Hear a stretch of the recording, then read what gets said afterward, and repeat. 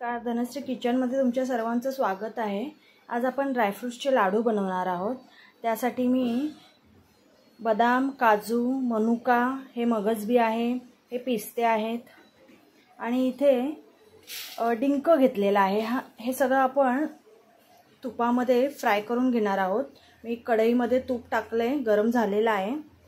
आणखीन इथे खोबरं घेतले सुकं, हे खजूर आहेत, ह्याच्यातले आतली बी काढून घ्यायची आहे। गूळ घेतलेला आहे आणि इथे याला तुम्ही काय म्हणता माहित नाही, आम्ही इथे आळशी म्हणतो ह्याला, आळशीच्या बिया। तर हे पण घेतलेलं आहे। आता मी इथे डिंक टाकून आपण चांगलं भाजून घेणार आहोत त्याला। तो फुलतो असा,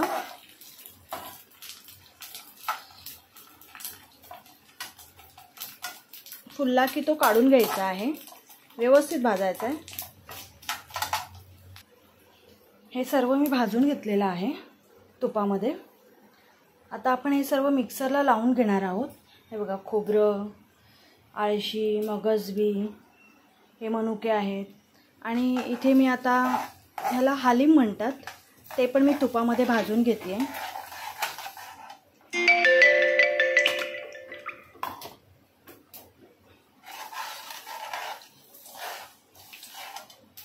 तोपर्यंत आपण हे सर्व मिक्सरला लावून घेऊया।